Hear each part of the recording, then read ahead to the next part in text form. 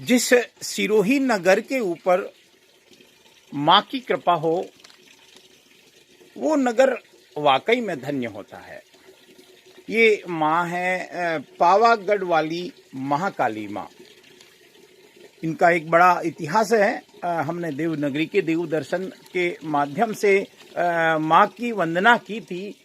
अब आज चूंकि हेरिटेज सिटी की बात हो रही है और लगातार कई दिनों से ये चर्चा काफी जोरों से हो रही है और उसी कड़ी में देवनगरी के देव दर्शन के माध्यम से भी हम उन सारे 29 पॉइंट्स को दिखाने का एक विनम्र प्रयास कर रहे हैं। आज हम कालका वाव से इस यात्रा की शुरुआत करेंगे। मेरे पास वो पत्रक है जो जिला प्रशासन के द्वारा तैयार किया है। इसमें पूरा स्थान है और इसमें पूरे इनके बायोडाटाज हैं। हम अगर कालका वाव की बात करें, ये कालका जी के तालाब के पास बना हुआ है। कालका वाव देखिए, हमारे पूर्व शासकों ने जितने भी हेरिटेज बनाए, जितने भी जो भी कुछ धरोहर जिनको हम कहेंगे, उन्होंने आज़ादी से पहले इनका निर्माण किया। तात्कालिक शासकों ने और वर्तमान शासकों को इनका संरक्षण करना चाहिए, ये एक सामान्य नियम है। सन 1526 ईस्वी में, निसंदेह बहुत पुराना है, 1526 ईस्वी में आप 500 साल पुरानी हम बात कर रहे हैं। और आप देख सकते हैं, इस कुंड को देख सकते हैं, कालका जी तालाब के नीचे। हम यहाँ सामने कालका जी तालाब को भी आपको दिखाएंगे। कालका जी का ये तालाब है जिसका एक अपना इतिहास है और वो भी इस हेरिटेज की कड़ी में है। के नीचे महाकाली के मंदिर के पास, हम यहाँ महाकाली के मंदिर के पास ही खड़े हैं। महाराव अक्षय राज द्वारा 1526 ईस्वी के आसपास इस बावड़ी का निर्माण करवाया था। ये वाकई में बड़ा कमाल का है। लेकिन फिर वही दुर्भाग्य है हमारा, जो भी कारण रहे हैं इस दुर्भाग्य के पीछे, लेकिन हमने इनको नहीं सहेजा। हम इसकी एक दीवार को देख सकते हैं जो संभवतया कई दशकों से टूटी हुई है। पानी यहाँ जब भी बरसात में रिचार्ज होके भरता है, इसको गहरा किया जा सकता है, इसको सहेजा जा सकता है। लेकिन कौन करेगा, कैसे करेगा, ये अलग चर्चा का विषय है, लेकिन इनको सहेजना हमारी जिम्मेदारी है। हेरिटेज की कड़ी में हमने एक कालका जी का तालाब और मानसरोवर, जिसको माने लाव का नाम दिया है, हम उसको एक बार सीधा सीधा देखते हैं कि कितना व्यवस्थित तालाब है, कितना साइंटिफिक तालाब है। ये कालका जी का तालाब है, निसंदेह काफ़ी बड़ा तालाब है और इसका निर्माण 1526 एवं 1899, ये दो तालाबों की कहानी है। संभवतया कालका जी के तालाब का निर्माण 1526 में हुआ। राव अक्षयराज द्वारा सन 1526 ईस्वी में इसका निर्माण करवाया गया एवं इसके किनारे महाकाली का की हाथी पर आरूढ़ मूर्ति स्थापित करवाई। हमने मंदिर को देखा और यहाँ पर बावड़ी का निर्माण भी करवाया। इसी प्रकार महाराव केसरी सिंह जी की महारानी मानकवर।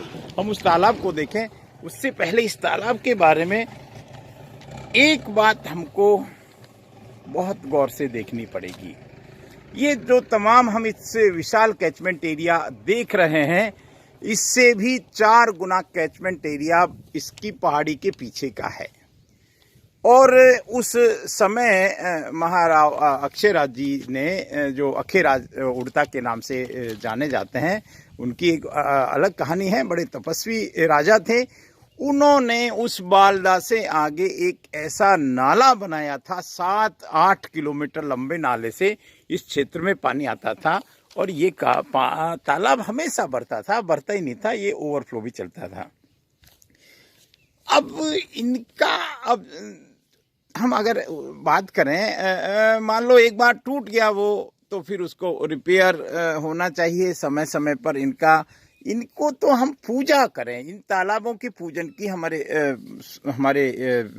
संस्कृति में इस तरह का बातें हैं कि हम इनका पूजन करें। और इसी से लगता हुआ ये इसको हम सरकार ने और जल बिरादरी आदि संस्थाओं ने मिलके पिछले साल थोड़ा डिसल्टिंग किया था, लेकिन आज भी बहुत कुछ संभावना है।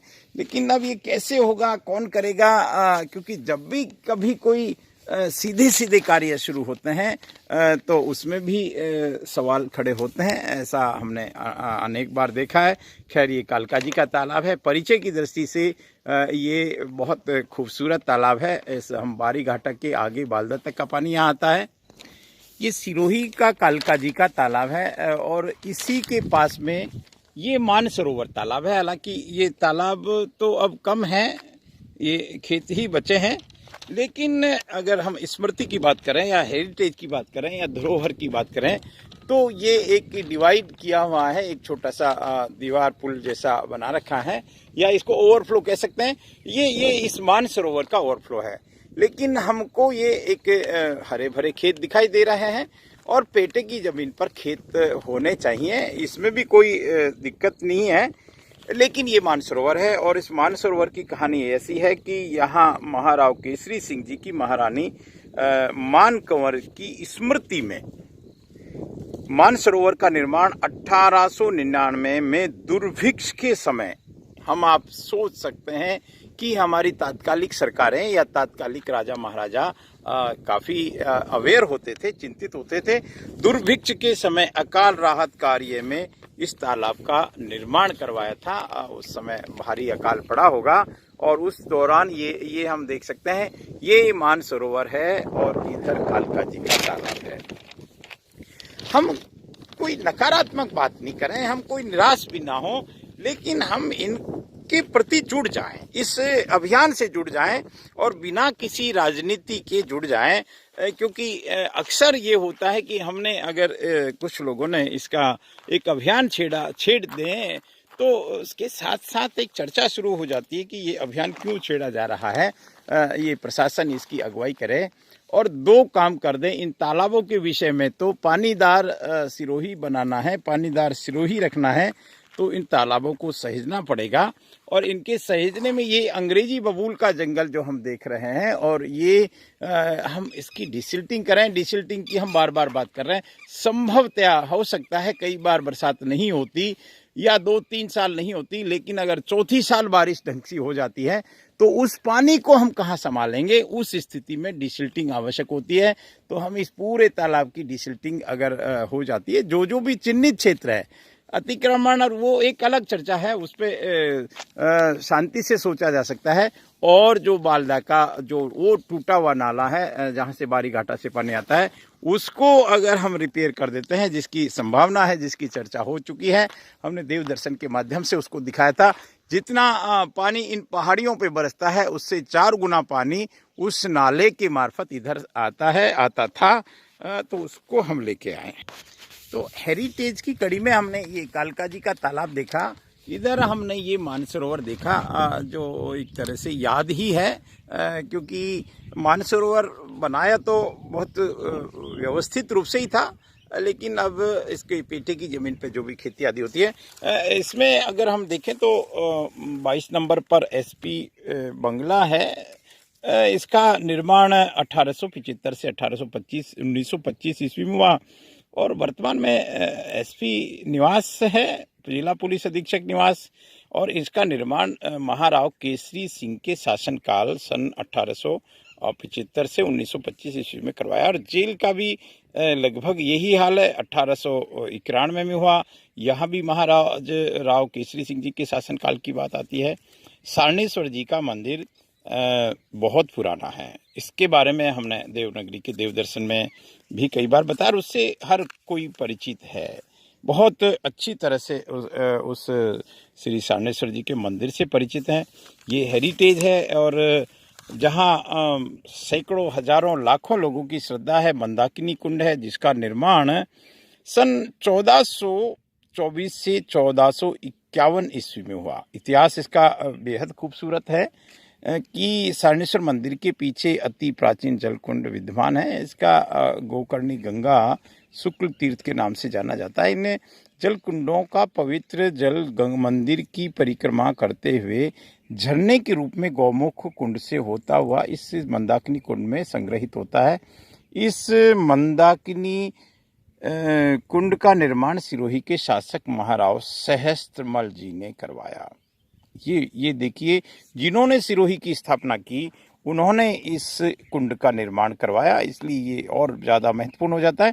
1824 से 1451 ईस्वी के दौरान इसका हुआ और पवित्र जलकुंड के किनारे राज परिवार के सदस्यों की स्मृति में छतरियाँ बनी हुई है। भूतेश्वर महादेव मंदिर और समाधियाँ हैं, यहाँ हम देख सकते हैं 26 नंबर पे, 27 पे और सारणेश्वर बगीची बावड़ी, ये भी हम आपको दिखाएंगे अगले अंक में। और शिव मंदिर का भी इतिहास है जो इससे भी पुराना है 1153 में, उसको भी हम एक बार ज़रूर दिखाएंगे आपको अगले अंक में। और ठाकुर बावसी का मंदिर, मैं एक बार मेरी बात को विराम देता हूं क्योंकि ये हमारी धरोहर है। धरोहरों के बारे में हम इतना ज़रूर सोचते हैं कि तात्कालिक राजाओं ने इन धरोहरों को बनाया और वर्तमान के राजा इसका संरक्षण करें। ये एक लाइन में हमको समझ जाना चाहिए।